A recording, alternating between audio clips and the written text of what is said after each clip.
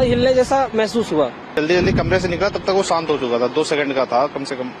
एक झटका सा महसूस हुआ था, टाइम क्या बताएंगे, इतने में खत्म हो गई।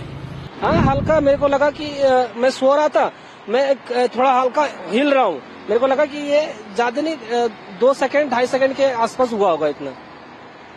भाई हिलने जैसा महसूस हुआ। नहीं भागा नहीं, मेरे को लगा पता नहीं क्या है, लेकिन एहसास तो हो गया था कि ये भूकंप ये है, तो मैं उठा ही नहीं। मेरे को लगा अब तो दिन में पता ही चल जाएगा, हाँ ये तो भूकंप ही होगा। खड़ा था जी उस टाइम पे, वो कुछ काम कर रहा था, तेज झटका सा महसूस हुआ, फिर जल्दी जल्दी कमरे से निकला तब तक वो शांत हो चुका था, 2 सेकंड का था कम से कम।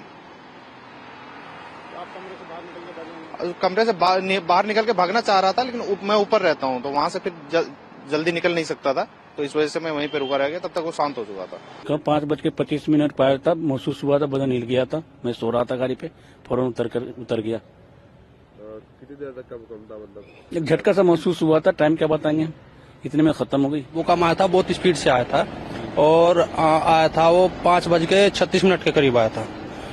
हाँ कितनी देर का भूकंप था? कम से कम ऐसा था, कम 10 सेकंड का। काफी तेज आया था? काफी तेज आया था। आप उस टाइम क्या कर रहे थे? मैं उस टाइम पे बैठा था।